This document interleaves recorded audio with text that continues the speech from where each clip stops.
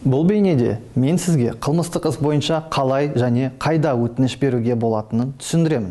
Ақпараттық сервис порталындағы сотқа дейінгі тергеп-тексерудің бірыңғай тізілімінің жария секторы ақпараттық сервисінде қылмыстық іс шеңберінде өтініш хаттарды беру және шешу, сондай-ақ құжат айналымын жүргізу және олар бойынша есепке алу функционалы әзірленді.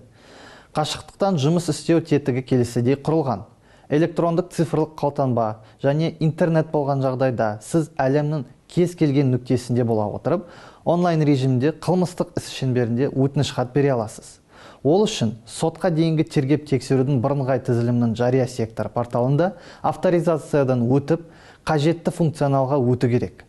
Авторизациядан кейін сотқа дейінгі тергеп-тексерудің бірыңғай тізілімінің жария секторы порталында электрондық цифрлық қолтаңба ақпараты автоматты түрде оқылады және сіз шынымен қылмыстық процеске қатысушы екеніңізді нақтылау үшін сотқа дейінгі тергеп-тексерудің бірыңғай тізіліміне сұрау жіберіледі.